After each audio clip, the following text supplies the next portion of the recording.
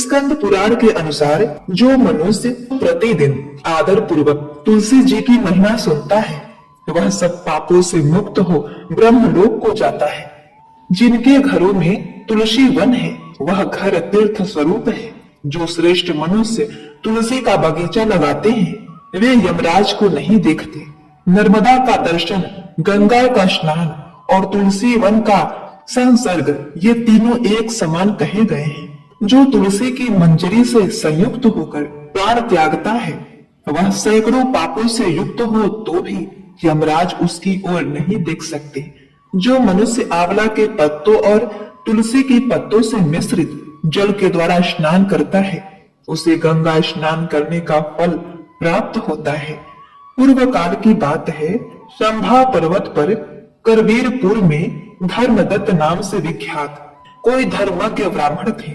एक दिन कार्तिक मास में भगवान विष्णु के समीप जागरण करने के लिए वे भगवान के मंदिर की ओर चले। उस समय एक प्रहर बाकी थी। भगवान के पूजन की सामग्री हाथ में लिए जाते हुए ब्राह्मण ने मार्ग में देखा कि एक भयंकर राक्षसी आ रही है। उसे देखते ही ब्राह्मण भय से थर्रा उठे। उनका शरीर कांपने लगा। उन्होंने साहस करके पूजा की सामग्री तथा जल से ही उस राक्षसी के ऊपर प्रहार किया। उन्होंने हरि नाम का स्मरण करके तुलसी मिश्रित जल से उसको मारा था, इसलिए उसका सारा पातक नष्ट हो गया। अब उसे अपने पूर्व जन्म के कर्मों के परिणाम स्वरूप उसे अपनी दुर्दशा का स्मरण हो गया। उसने ब्राह्मण को दंडवत प्रणाम करके इस प्रकार कहा, हे ब्राह्मण, मैं पूर्व जन्म के कर्मों के फल से इस दशा को पहुंची हूँ।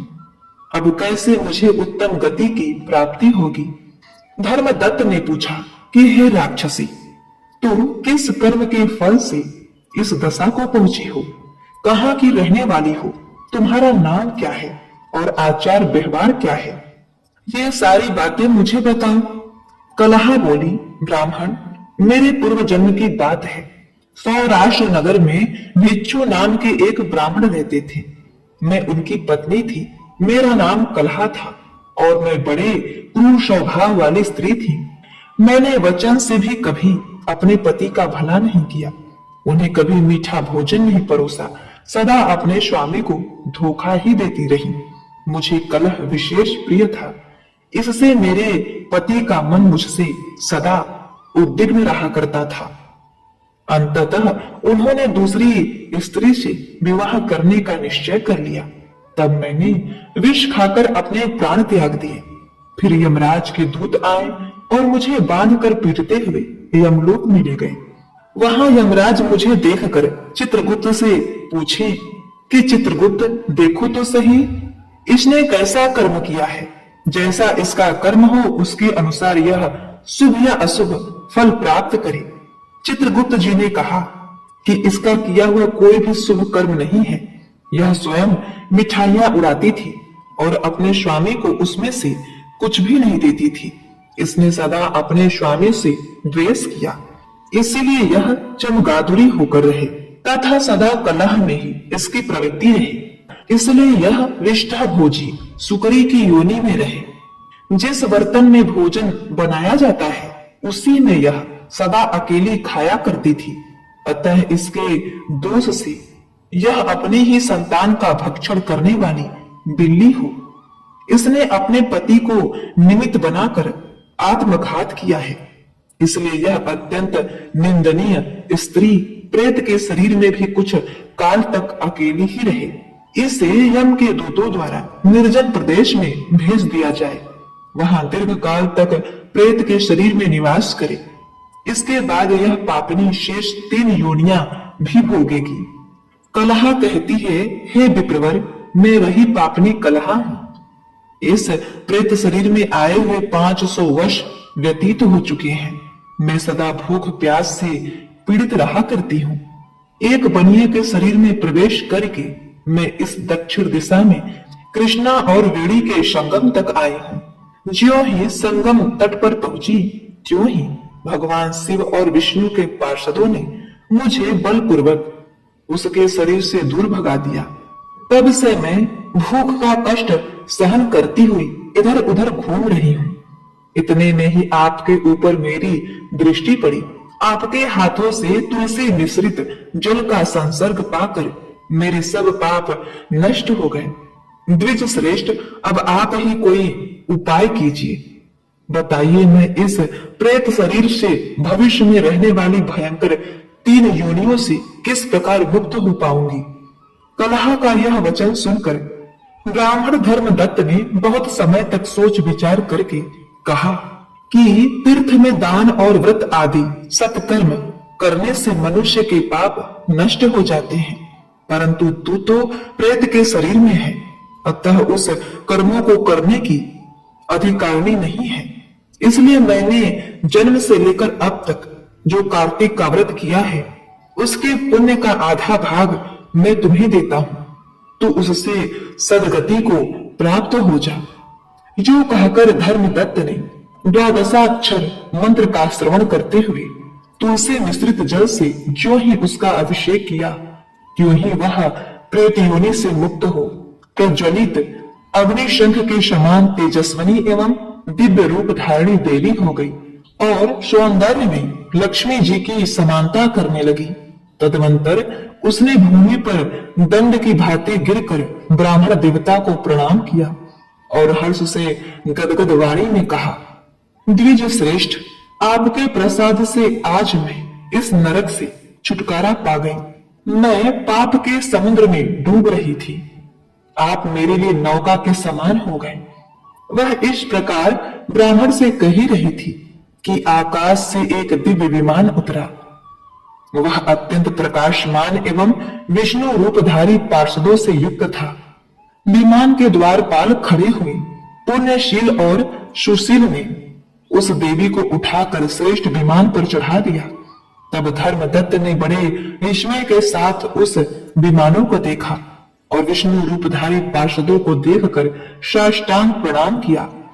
पुण्यशील और सुशील ने प्रणाम करने वाले ब्राह्मण को उठाया और उसकी सराहना करते हुए कहा, हे ब्राह्मण श्रेष्ठ, तुम्हें साधुवाद है, क्योंकि तुम सदा भगवान विष्णु के भजन में तत्पर रहते हो, दीनों पर दया करते हो, सर्वज्ञ हो तथा भगवान विष्णु के व्रत का पालन करते हो। तुमने बचपन से लेकर अब तक जो कार्तिक व्रत का अनुष्ठान किया है, उसके आधे भाग का दान करने से तुम्हें दूना पुण्य प्राप्त हुआ है और इसके सैकड़ों जन्मों के पाप नष्ट हो गए हैं। अब यह वैकुंठ धाम में ले जाई जा रही है। तुम भी इस जन्म के अंत में अपनी दोनों स्त्रियों के साथ भगवान विष्णु के वैकुंठ धाम में जाओगे। हे ब्राह्मण, तुम धन्य हो, क्योंकि तुमने जगत गुरु भगवान विष्णु को प्रसन्न करने वाला ऐसा व्रत किया, जिसके आधे भाग के फल को पाकर यह स्त्री तुम्हारे साथ भगवान के लोक में जा रही है। राजा पृथु ने कहा, हे मुनि श्रेष्ठ नारद जी, तुलसी जी कहाँ और किस प्रकार उत्पन्न हुई, यह बताने की कृपा करें। नारद जी बोले, राजन, अब आप तुलसी की महत्ता तथा उनके जन्म का प्राचीन इतिहास ध्यान पूर्वक सुनिए। एक बार देव गुरु बृहस्पति और देवराज इंद्र भगवान शंकर का दर्शन करने कैलाश पर्वत की ओर चले। तब भगवान शंकर ने अपने भक्तों की परीक्षा लेने के लिए जटाधारी दिगंबर का रूप धारण कर उन दोनों के मार्ग में अवरोध उत्पन्न कर दिया। यद्यपि वह तेजस्वी, शांत, लंबी भुजा और चौड़ी छाती वाले गौर वर्ण अपने विशाल नेत्रों से युक्त तथा सिर पर जटा धारण किए वैसे ही बैठे थे, तथापि उस भगवान शंकर को न पहचानकर इंद्र ने उनको उनका नाम व धाम आदि पूछते हुए कहा कि क्या भगवान शंकर अपने स्थान पर हैं या कहीं गए हुए हैं। इस पर तपस्वी रूप भगवान शिव कुछ नहीं बोले। इंद्र को अपने त्रिलोकनाथ होने का गर्व था। उसी अहंकार के प्रभाव से वह चुप किस प्रकार रह सकता था। उसने क्रोधित होते हुए उस तपस्वी को घुड़कते हुए कहा, अरे, मैंने तुमसे कुछ पूछा और तू उसका उत्तर भी नहीं देता। मैं अभी तुझ पर वज्र का प्रहार करता हूँ, फिर देखता हूँ कि कौन तुझ दुर्मति की रक्षा करता है। इस प्रकार कहकर जैसे ही इंद्र ने उस जटाधारी दिगंबर को मारने के लिए हाथ में वज्र लिया। वैसे ही भगवान शिव ने वज्र सहित इंद्र का हाथ स्थगित कर दिया और विकराल नेत्र कर उसे देखा। उस समय ऐसा प्रतीत हो रहा था कि वह दिगंबर प्रज्वलित हो उठा और वह अपने तेज से जला देगा।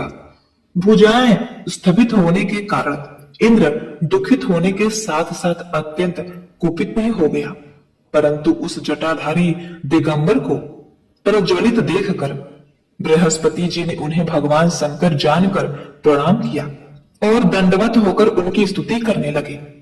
बृहस्पति भगवान शंकर से कहने लगे, हे दीनानाथ, हे महादेव, आप अपने क्रोध को शांत कर लीजिए और इंद्र के इस अपराध को क्षमा कीजिए। बृहस्पति जी के यह वचन सुनकर भगवान शंकर ने गंभीर वाणी में कहा, मैं अपने नेत्र से निकले हुए क्रोध को किस प्रकार रोकूं? तब बृहस्पति जी ने कहा, भगवान, आप अपना भक्त वत्सल नाम सार्थक करते हुए अपने भक्तों पर दया कीजिए। आप अपने इस तेज को अन्यत्र स्थापित कीजिए और इंद्र का उद्धार कीजिए। तब भगवान शंकर गुरु बृहस्पति से बोले, मैं तुम्हारी स्तुति से अत्यंत ही प्रसन्न हूं। तुमने इंद्र को जीवन दान दिलवाया है। मुझे विश्वास है कि मेरे नेत्रों की अग्नि अब इंद्र को पीड़ित नहीं करेगी। बृहस्पति से इस प्रकार कहकर भगवान शिव ने अपने मस्तक से निकले हुए अग्नि तेज को अपने हाथों में लिया और फिर उसे क्षीर सागर में डाल दिया। तत्पश्चात भगवान शंकर अंतर ध्यान हो गए। इस प्रकार जिनको जो जानने की कामना थी उसे जानकर इंद्र तथा बृहस्पति अपने अपने स्थान को चले गए। राजा पृथु बोले, हे श्रेष्ठ मुनि नारद जी, आपको प्रणाम है।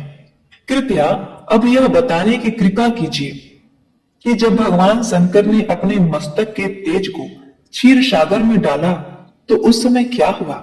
नारद जी बोले, हे राजन, जब भगवान शंकर ने अपना वह तेज क्षीर सागर में डाल दिया तो उस समय वह शीघ्र ही बालक होकर सागर के संगम पर बैठकर संसार को भय देने वाला रुदन करने लगा। उसके रुदन से संपूर्ण जगत व्याकुल हो उठा। लोकपाल भी व्याकुल हो गए। चराचर चलायमान हो गया। शंकर सुवन के रुदन से संपूर्ण ब्रह्मांड व्याकुल हो गया। यह देखकर सभी देवता और ऋषि मुनि व्याकुल होकर ब्रह्मा जी की शरण में गए। उन्हें प्रणाम कर उनकी स्तुति करने लगे। उन सभी ने ब्रह्मा जी से कहा, हे पितामह, यह तो बहुत ही विकट परिस्थिति उत्पन्न हो गई है। हे महायोगी, इसको नष्ट कीजिए। देवताओं के मुख से इस प्रकार सुनकर ब्रह्मा जी सत्यलोक से उठकर उस बालक को देखने के लिए सागर तट पर आए। सागर ने ब्रह्मा जी को आता देखकर उन्हें प्रणाम किया और बालक को उठाकर उनकी गोद में दे दिया। आश्चर्यचकित होते हुए ब्रह्मा जी ने पूछा, हे सागर, यह बालक किसका है? शीघ्रता पूर्वक कहो। सागर विनम्रता पूर्वक बोला, हे प्रभु, यह तो मुझे ज्ञात नहीं है, परंतु मैं इतना अवश्य जानता हूँ कि यह गंगा सागर के संगम पर प्रकट हुआ है। इसलिए हे जगत गुरु, आप इस बालक का जात कर्म आदि संस्कार करके इसका जात फल बतलाइए। नारद जी राजा पृथु से बोले।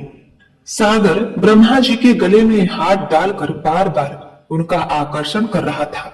फिर तो उसने ब्रह्मा जी का गला इतनी जोर से पकड़ा कि उससे पीड़ित होकर ब्रह्मा जी की आंखों से अश्रु टपकने लगे। ब्रह्मा जी ने अपने दोनों हाथों का जोर लगाकर किसी प्रकार सागर से अपना गला छुड़ाया और कहा, हे सागर, सुनो, मैं तुम्हारे इस पुत्र का जातक फल कहता हूं। मेरे नेत्रों से जो यह जल निकला है, इस कारण इसका नाम जलांधर होगा। उत्पन्न होते ही यह तरुणावस्था को प्राप्त हो गया है। इसलिए यह शास्त्रों का पारगामी, महापराक्रमी, महावीर, बलशाली, महायोद्धा, रण में विजय प्राप्त करने वाला होगा। यह बालक सभी दैत्यों का अधिपति होगा। यह किसी से पराजित न होने वाला तथा भगवान विष्णु को भी जीतने वाला होगा। भगवान शंकर को छोड़कर यह सबसे अवध्य होगा। जहां से इसकी उत्पत्ति हुई है, यह वहीं जाएगा। इसकी पत्नी बड़ी पतिव्रता, सौभाग्यशालिनी, सर्वांग सुंदरी, परम मनोहर, मधुर वाणी बोलने वाली तथा शीलवान होगी। सागर से इस प्रकार कहकर ब्रह्मा जी ने शुक्राचार्य को बुलाया और उनके हाथों से बालक का राज्याभिषेक कराकर स्वयं अंतर्ध्यान हो गए। बालक को देखकर सागर की प्रसन्नता की सीमा न रही। वह हर्षित मन से घर आ गया। फिर सागर ने उस बालक का लालन पालन कर उसे पुष्ट किया। फिर काल नेमी नामक असुर को बुलाकर वृंदा नामक कन्या से विधि पूर्वक उसका विवाह करा दिया। उस विवाह में बहुत बड़ा उत्सव हुआ। श्री शुक्राचार्य के प्रभाव से पत्नी सहित जलांधर दैत्यों का राजा हो गया। वृंदा अति सुंदर थी और सारे ब्रह्मांड में प्रथम सती और पतिव्रता थी। परम सुंदर स्त्री पाकर जालंधर बहुत प्रसन्न था। एतएव आनंद से दिन व्यतीत करने लगा।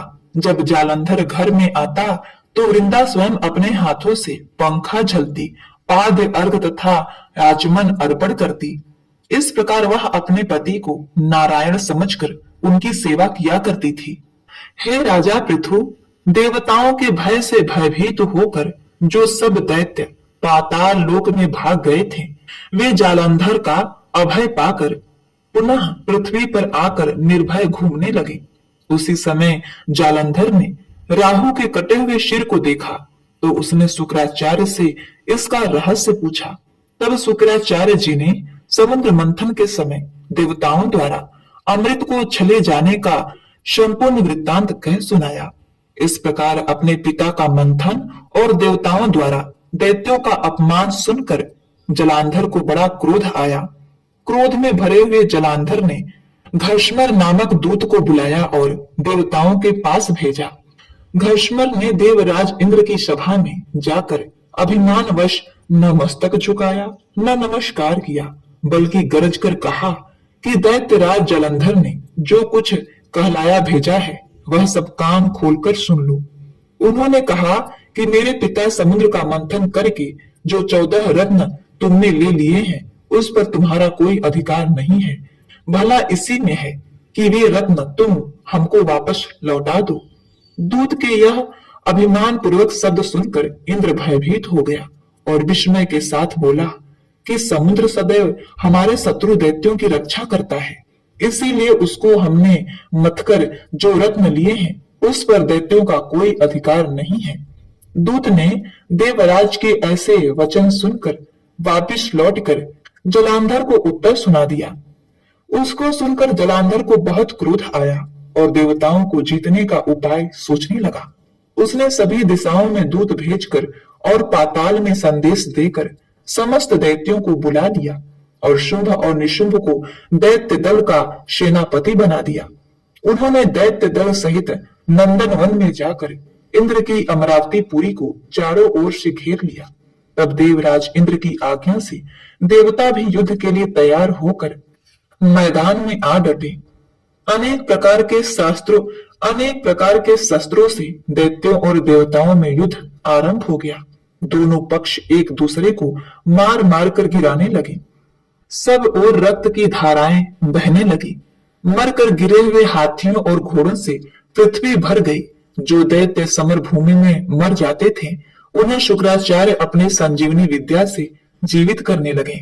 उधर देव गुरु बृहस्पति द्रोणाचल पर्वत की दिव्य जड़ी बूटियों का प्रयोग करके देवताओं को दोबारा जीवित करने लगे।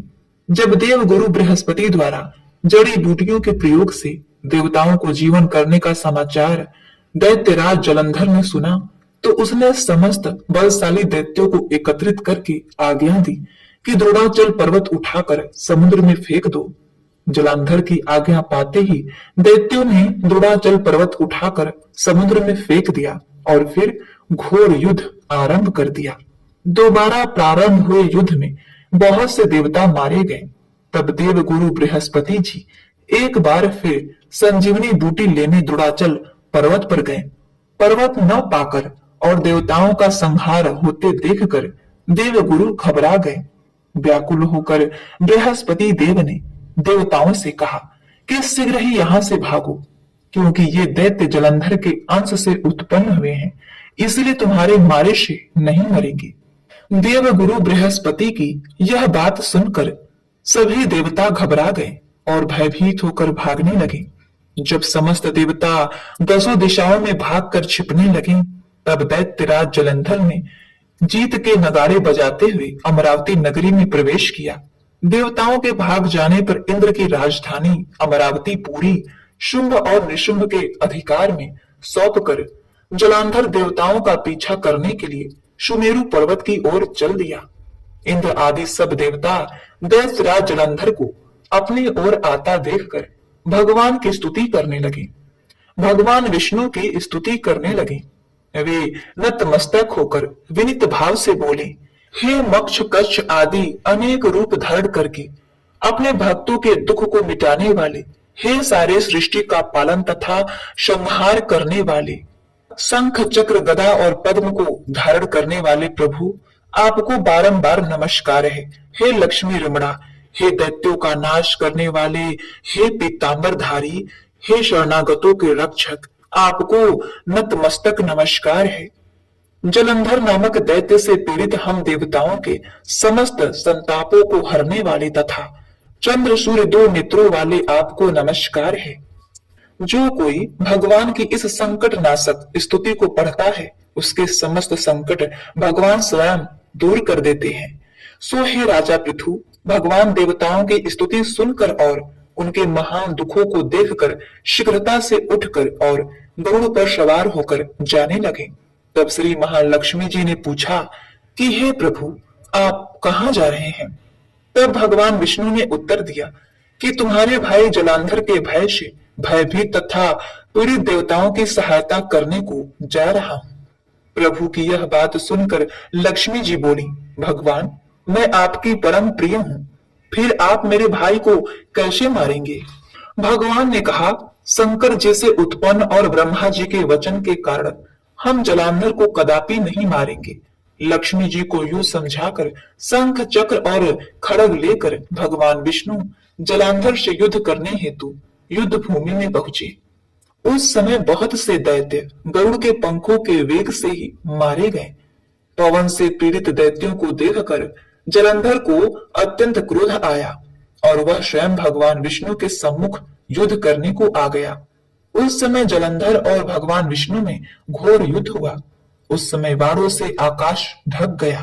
भगवान विष्णु ने जलंधर के रथ का ध्वज, छत्र और बाण काट डाले तथा रथ के सब घोड़ों को मार डाला। यह देख जलंधर ने गरुड़ के मस्तक पर गदा मारी, जिससे गरुड़ देव मूर्छित हो गए। तब भगवान विष्णु ने अपनी तलवार से जलंधर की गदा को काट दिया। इसके बाद जलंधर और भगवान में कई वर्षों तक मल्ल युद्ध होता रहा। जलंधर और भगवान विष्णु के इस घनघोर युद्ध को देखकर सारा ब्रह्मांड भयभीत होकर कंपायमान हो गया। अंत में भगवान विष्णु ने कहा, हे दैत्यराज, तुम्हारा और हमारा युद्ध ठीक नहीं, क्योंकि तुम लक्ष्मी जी के भाई हो। तब जलंधर ने कहा, यदि आप प्रसन्न हैं तो मैं आपसे यह वरदान मांगता हूं कि आप लक्ष्मी और गरुड़ सहित मेरे घर में भी निवास करें। यह सुनकर भगवान विष्णु लक्ष्मी और गरुड़ के सहित उसके यहाँ रहने का वचन देकर चले गए। तब समस्त देवी देवताओं के स्थान पर दैत्यों की नियुक्ति करके जलंधर अपनी राजधानी में निवास करने लगा और देवताओं, गंधर्वों व किन्नरों आदि पर जितने भी रत्न थे वे सब छीनकर उसने अपने अधिकार में कर लिया। तब समस्त देवी देवताओं के स्थान पर दैत्यों की नियुक्ति करके जलंधर अपनी राजधानी में निवास करने लगा और देवताओं, गंधर्वों व किन्नरों आदि पर जितने भी रत्न थे वे सब छीनकर उसने अपने अधिकार में कर लिए। निशुंभ को शासन करने के लिए पाताल में भेज दिया। वहां पहुंचकर निशुंभ ने शेषादि नागों को वश में कर लिया। इस प्रकार जलंधर देव, यक्ष, किन्नर, गंधर्व और मनुष्य सबको अपनी प्रजा बनाकर पुत्र के समान तथा धर्म की नीति से उनका पालन करते हुए त्रिलोकी पर शासन करने लगा।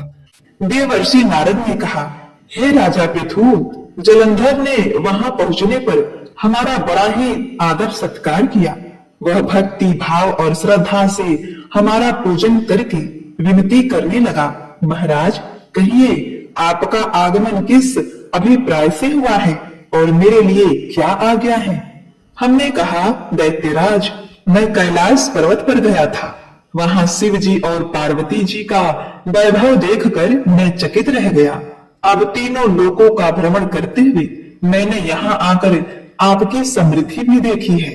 आपके और शिव जी की समृद्धि व वैभव में किसी प्रकार का कोई अंतर नजर नहीं आता, परंतु तुम्हारा वैभव स्त्री रहित है। कामदेव के शत्रु शरीर पर भस्म लेपन करने वाले शिव जी के पास स्त्री रत्न के रूप में पार्वती जी हैं। यद्यपि तुम्हारे पास भी अनेक सुंदर स्त्रियां हैं, परंतु उसमें से एक भी ऐसी नहीं है जिसकी तुलना पार्वती जी से की जा सके। अतः आपका सुंदर स्त्री से रहित यह अधूरा वैभव देखकर यही निश्चय हुआ है कि शिव के समान सारे ब्रह्मांड में किसी का वैभव नहीं है। उनके पास पार्वती जी के रूप में ऐसी अनुपम स्त्री है जिसको देखकर ब्रह्मा जी ने अनेक अप्सराएं रची, परंतु एक भी पार्वती जी के समान नहीं बन सकी।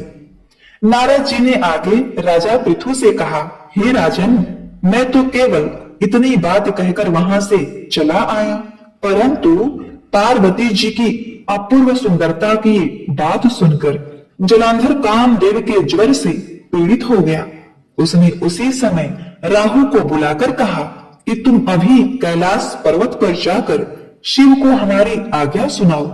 तुम शिव से कहना कि त्रिलोकी के राजा अति पराक्रमी जलांधर ने आज्ञा दी है कि तीन लोक के नाथ और सब रत्नों के स्वामी जलंधर के होते हुए तुम शमशानवासी तथा नरमुंडों की माला धारण करने वाले जटाजूटधारी अवधूत के पास पार्वती जैसी परम सुंदर स्त्री शोभा नहीं देती। तीनों लोकों का स्वामी होने के कारण सभी रत्नों पर मेरा अधिकार है, क्योंकि पार्वती स्त्री रूप में रत्न है, अतः वह मेरे पास ही शोभित हो सकती है। दैत्यराज जलंधर की आज्ञा पाकर राहु उसी समय चंद्रमा के समान उज्जवल कैलाश पर्वत पर जा पहुंचा और अपनी भयानक दृष्टि से दीप्यमान कैलाश पर्वत को काला कर दिया। तब भगवान शिव के द्वारपाल नंदी द्वारा शिव के सम्मुख उपस्थित किए जाने पर राहु ने दैत्यराज जलंधर की उपरोक्त आज्ञा सुना दी। राहु की यह बात सुनते ही भगवान शिव के दोनों भ्रुकुटियां कमान के समान तन गई। उनकी भौहों से एक अति भयंकर पुरुष उत्पन्न हुआ जो सिंह के समान मुख वाला था। उसके लाल लाल अग्नि के समान विकराल नेत्र थे और उसके सारे शरीर पर बड़े बड़े बाल खड़े हुए थे। उत्पन्न होते ही वह भयंकर पुरुष विकराल मुख फैलाकर राहु को खा जाने के लिए आगे बढ़ा। अब तो राहु भयभीत होकर कहने लगा, हे देवों के देव महादेव जी, एक तो मैं ब्राह्मण हूँ, दूसरे दूत के रूप में आया हूँ, अतः आप कृपा करके मुझे मत मारिए। राहु की यह बात सुनकर भगवान शंकर ने उसको आकाश में फेंक दिया। तब वह भयंकर पुरुष शिव जी के पास आया और अत्यंत विनीत स्वर में बोला कि मैं भूखा हूँ, कृपया करके मुझे कुछ खाने को दीजिए। तब शिव जी ने कहा कि तुम अपने हाथ पैर को खाओ। शिव जी की आज्ञा पाते ही वह अपने हाथ और पैरों सहित सारे धड़ को खा गया। जब केवल मुख ही शेष बचा तो भगवान शंकर ने प्रसन्न होकर कहा, तुमने मेरी आज्ञा का पालन किया है, इसलिए तुम्हारा नाम कीर्ति मुख प्रसिद्ध होगा और आज से मैं तुम्हें अपना द्वारपाल नियुक्त करता हूँ। पहले पूजा तुम्हारी होगी, उसके बाद हमारी। तुम्हारी पूजा के बिना हमारी पूजा निष्फल ही रहेगी। उधर शिव जी द्वारा आकाश में फेंका गया राहु दरबार देश में जाकर गिरा। राहु की ऐसी दशा सुनकर जलंधर अत्यंत क्रोधित हुआ और शिव जी से लड़ने हेतु दैत्यों की 1 करोड़ सेना लेकर अपने पुरी से वापस निकला। उसी समय उसके सामने से एक आंख वाले दैत्य गुरु शुक्राचार्य और अंग भंग राहु को आते देखा। इसके अतिरिक्त और भी अनेक अपशगुन हुए, परंतु उन्हें देखकर भी वह रुका नहीं। वह अपार दैत्य सेना सारे आकाश में बादलों की भांति छा गए। जब देवताओं ने दैत्यराज जलंधर को अपार सेना सहित कैलाश पर चढ़ाई करते देखा तो चुपचाप इसकी सूचना शिव जी को दे दी। खबर पाते ही शिव जी महाराज ने विष्णु भगवान का स्मरण किया और भगवान विष्णु स्मरण करते ही उपस्थित हो गए। शिव जी ने भगवान विष्णु से कहा, हे नारायण, देवताओं को पीड़ा देने वाले इस महादैत्य को आपने क्यों नहीं मारा? इतना ही नहीं, आप स्वयं श्री लक्ष्मी सहित उसके घर में विराजमान हो गए। आखिर इसका क्या कारण है? तब विष्णु भगवान ने उत्तर दिया, हे शिव जी, यह महादैत्य आपके अंश से उत्पन्न हुआ है और महालक्ष्मी का भाई है। इसी कारण हमने उसको नहीं मारा। अस्तु यह महादैत्य आपके ही हाथों से मारा जाएगा। भगवान विष्णु की यह बात सुनकर शिव जी ने कहा, यह तेजस्वी दैत्य हमसे भी ऐसे नहीं मारा जाएगा। एतएव इसको मारने के लिए आप अपना तेज देने की कृपा कीजिए। शिव जी के वचन सुनकर श्री विष्णु भगवान सहित समस्त देवताओं ने अपना अपना तेज शिव जी को दिया। तत्पश्चात शिव जी महाराज उस तेज को इकट्ठा करके ज्वाला माली सुदर्शन चक्र और एक वज्र बनाकर जलंधर से युद्ध करने के लिए तैयार हुए। शिव जी के भूतगणों की सेना में समस्त देवतागण भी सम्मिलित हो गए।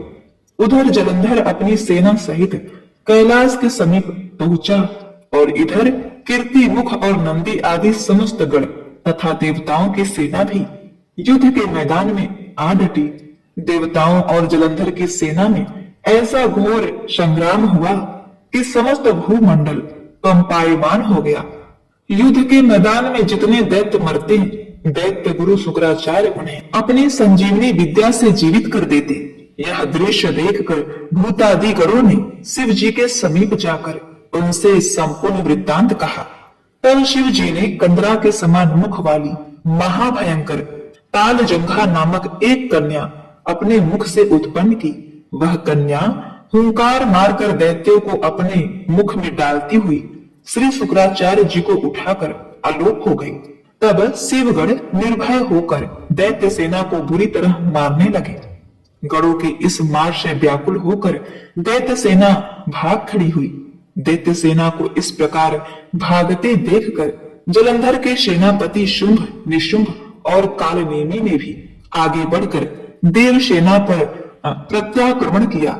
जब देव सेना दैत्यों की मार से विचलित हो उठी, तब गणेश जी और शुंभ का घनघोर संग्राम हुआ।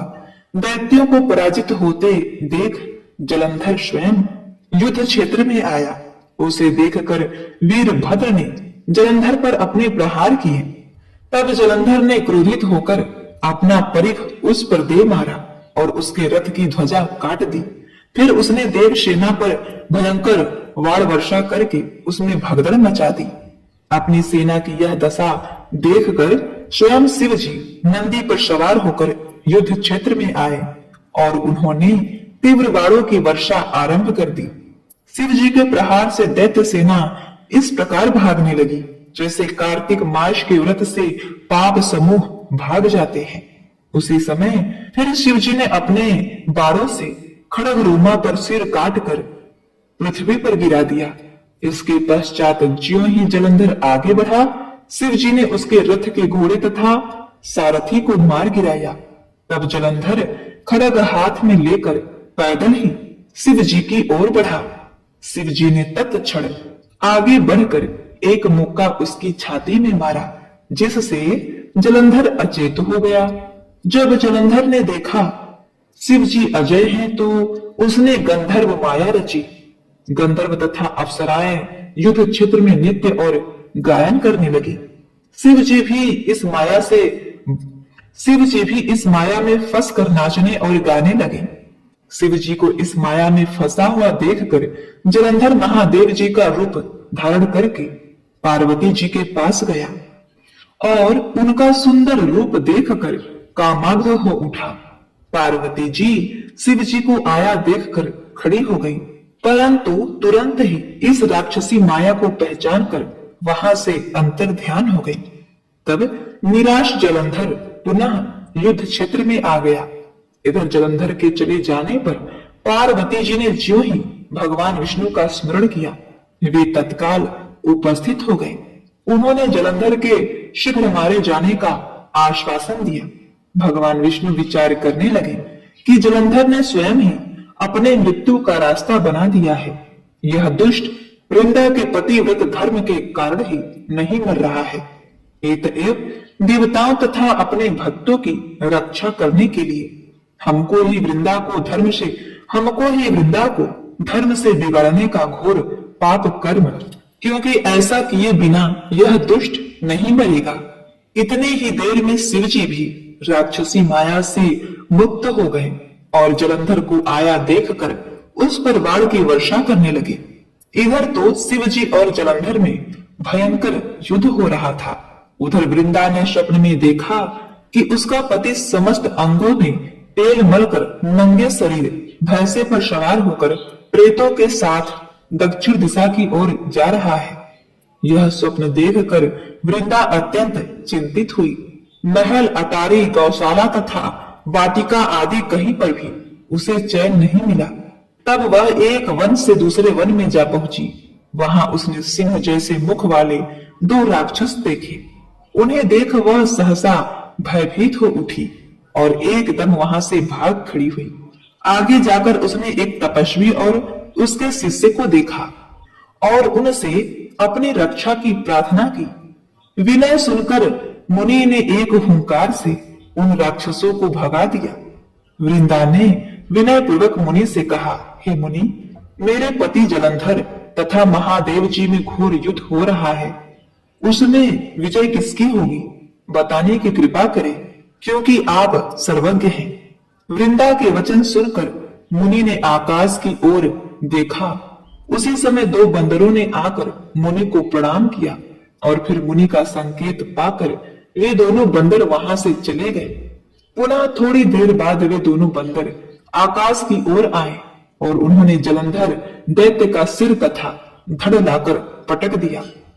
वृंदा अपने पति के मृत शरीर को देखकर अत्यंत दुखी हुई और विलाप करती हुई पृथ्वी पर मूर्छित होकर गिर पड़ी। मुनि ने अपने कमंडल से वृंदा पर जल छिड़का तो उसमें कुछ चैतन्यता आई। तब वह पुनः विलाप करती हुई मुनि से कहने लगी, हे मुनि, जिसने देव, गंधर्व एवं विष्णु सहित तीनों लोगों पर विजय प्राप्त किया था, वह शिव के हाथ से कैसे मारा गया? आप सामर्थ्यवान हैं, अतएव किसी प्रकार मेरे पति को फिर से जीवित कर दीजिए। तब मुनि कहने लगे, हे भद्रे, शिव जी के हाथ मारे हुए को जीवित करना असंभव है, परंतु फिर भी हम तुम पर कृपा करके इसको जीवित किए देते हैं। इतना कहकर मुनि अंतर ध्यान हो गए और जलंधर जीवित हो गया। वृंदा के साथ प्रेम लाभ करता हुआ आलिंगनबद्ध हो गया। वह शव जलंधर का नहीं था, वरन जलंधर के भेष में भगवान विष्णु थे। वृंदा जलंधर वेशधारी विष्णु जी के साथ उस वन में रमण करती रही। एक दिन मैथुन के पश्चात अपने पति के भेष में विष्णु को पहचान कर वृंदा अत्यंत क्रोधित हुई और बोली, तुमने मेरी पतिव्रत धर्म भंग किया है, इसलिए मैं तुम्हें श्राप देती हूँ कि निश्चय ही वह कपट मुनि तुम ही थे और तुमने ही माया द्वारा 2 राक्षस बनाए थे।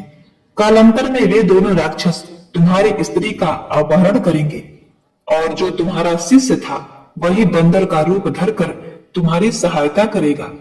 तुमने मेरे साथ छल किया है, अतः तुम इसी समय शिला पत्थर हो जाओ। तुम्हारा हृदय पत्थर का है। इतनी कथा सुनाने के बाद नारद जी ने महाराज पृथु को बतलाया, हे राजन, भगवान विष्णु ने देवताओं तथा अपने भक्तों की रक्षा के लिए पतिव्रता वृंदा का शील भंग किया था, इसलिए मन ही मन वे अत्यंत दुखी थे। उन्होंने वृंदा से कहा, हे वृंदे, तुम्हारे श्राप को ग्रहण करते हुए मैं अवश्य शिला रूप हो जाऊंगा, परंतु तुम भी वृक्ष रूप होकर मुझको प्राप्त होगी। उसी समय वृंदा अपने पति के चरणों का ध्यान करके विष्णु के मना करने पर भी अग्नि में प्रवेश कर गई और शिला रूप में भगवान विष्णु वृंदा का स्मरण करते हुए उसकी चिता भस्म में लौटने लगे। उधर युद्ध क्षेत्र में जलंधर दैत्य राक्षसी माया द्वारा पार्वती का रूप धरकर शिव जी को मारने लगा। उसकी इस माया को देखकर शिव जी नीचे की ओर मुख कर बैठ गए।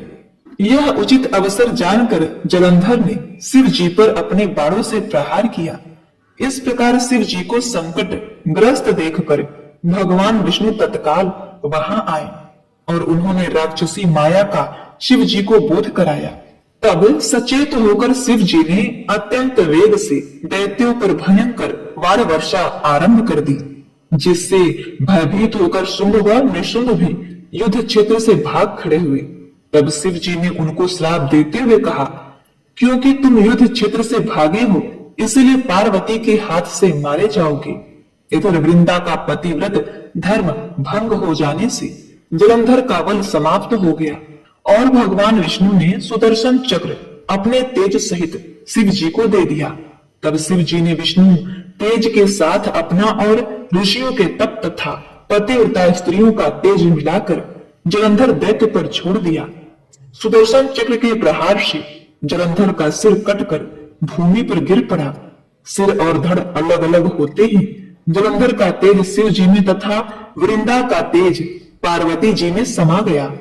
देवताओं ने शिव जी की स्तुति करते हुए उनसे कहा, हे महादेव, जलंधर को मारकर आपने हम लोगों का महान उपकार किया है, परंतु एक अनर्थ हो रहा है।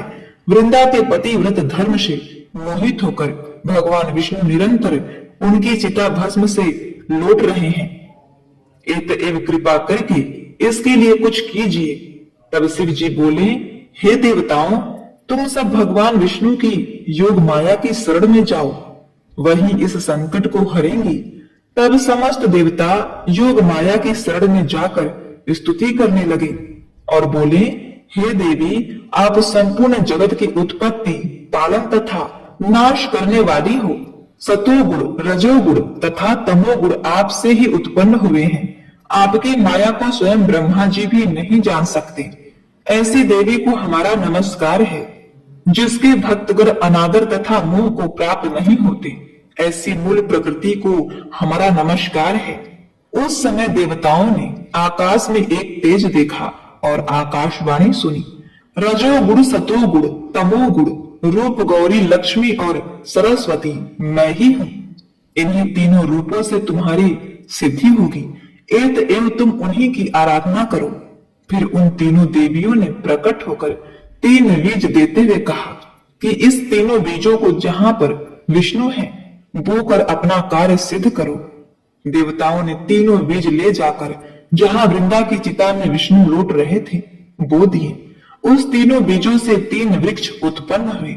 रजोगुण सरस्वती से आंवला, तमोगुण गौरी से तुलसी और सतोगुण लक्ष्मी से मालती की उत्पत्ति हुई।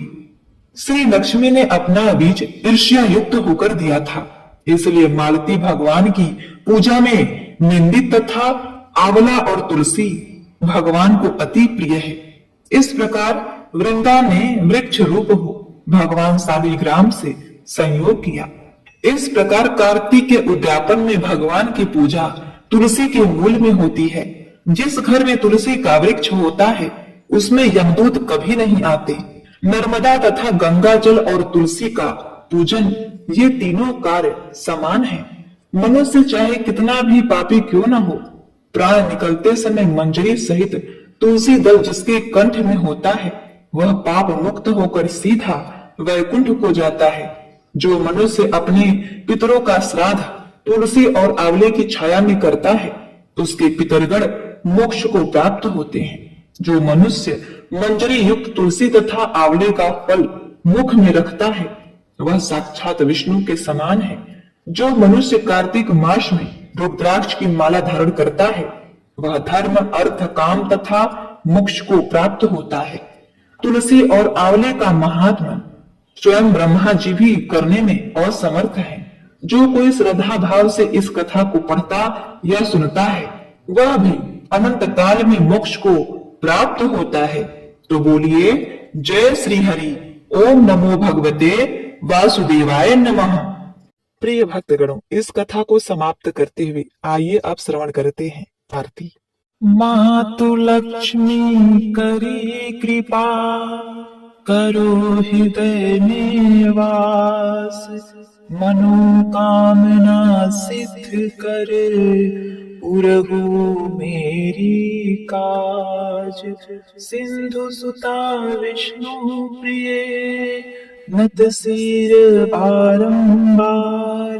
रिद्धि सिद्धि मंगल प्रदे नत सिर बारंबार। यही मोर अरदास हाथ जोड़ विनती करूं। सब विधि करूं सुहाग। जय जननी जगदम्बिका। सिंधु सुता मां सुमिरो तो ही। ज्ञान बुद्धि विद्या दो मोहि। तुम समान नहीं कोई उपकारी। सब विधि पुरहु आस हमारी। जय जय जगत जननी अंबिका।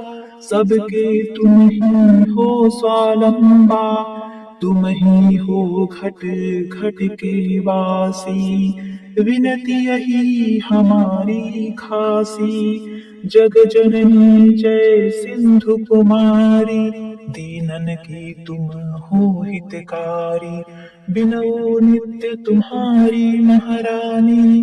कृपा करो जग जननी भवानी। केहि विधि स्तुति करो तिहारी। सुधि लीजय अपराध विशारी। कृपा दृष्टि चितओ मन ओरी। जगत जननी विनती सुन मोरी। ज्ञान बुद्धि जय सुख की दाता। संकट हरो हमारी माता। क्षीर सिंधु जब विष्णु मथायो। 14 रत्न सिंधु में पायो। 14 रत्न में तुम सुख राशि। सेवा की जो प्रभु बनी दासी। जब जब जन्म जहाँ प्रभु लीन्हा। रूप बदलतः सेवा कीन्हा। स्वयं विष्णु जब नर तनु धारा। लीनऊ अवधपुरी अवतारा। तब तुम प्रकट जनकपुर माही। सेवा कियो हृदय पुलकाहि। अपनायो तेहि अंतर्यामी। विश्व विदित त्रिभुवन की स्वामी। तुम सब प्रलय शक्ति नहीं आनी। कह तक महिमा कहूँ बखानी। मन क्रम वचन करे केवाई। मन इच्छित वांछित फल पाई। तज छल कपट चतुराई। पूजहि विविध भांति मन लाई। और हाल में कहो बुझाई। जो यह पाठ करे मन लाई। ताहो कोई कष्ट न होई। मन इच्छित फल पावे फल सोई। त्राहि त्राहि जय दुख निवारिणी। त्रिविधि ताप भव बंधन हारिणी। जो यह चालीसा पढ़े और पढ़ावे। इसे ध्यान लगा कर सुने सुनावे। ताको कोई न रोग सतावे। पुत्र आदि धन संपत्ति पावे। पुत्रहीन और संपत्तिहीना। अंधा बधिर कोढ़ी अति दीना। विप्र बोलाय के पाठ कराओ। शंका दिल में कभी न लाओ। पाठ करावो दीन चालीसा। ताकर कृपा करे गौरीशा। सुख संपत्ति बहुत सी पावे। कभी नहीं काहू की आवे। 12 मास करे जो पूजा। ते ही सम अन्य और नहीं दूजा। प्रतिदिन पाठ करे मन माही। उस सम कोई जग में नाही। बहु विधि क्या मैं करो बड़ाई। ले परीक्षा ध्यान लगाई। करी विश्वास करे व्रत नेमा। होय सिद्धि उपजय उर प्रेमा। जय जय लक्ष्मी महारानी। सब में व्यापित जो गुण खानी। तुम्हारो तेज प्रबल जग माही। तुम सबको दयाल कहु नाही। मोहि अनाथ की सुधि अब लीजय, संकट काटी भक्ति मोहि दीजे, भूल चूक करी क्षमा हमारी, दर्शन दीजे दया निहारी, बिन दर्शन व्याकुल अधिकारी, तुम ही अक्षत दुख सहते भारी, नहीं मोहि ज्ञान बुद्धि है तन में, जग जानत हो अपने मन में, रूप चतुर्भुजे करके धारण, कष्ट मूर अब करहु निवारण, कही उपकार में करो बड़ाई, जान बुद्धि मोहि नहीं अधिकारी, रामदास अब कहाई पुकारे, करो दूर तुम विपति हमारी, त्राहि त्राहि दुख हरड़ि हरो, वेग सब त्रास, जयति जयति जय लक्ष्मी करो, शत्रुघ्न का नाश, रामदास धरि ध्यान नित, विनय करत कर जोर, मातु लक्ष्मी दास कर, करहु दया की कोर, जय माता लक्ष्मी। ओम नमः शिवाय।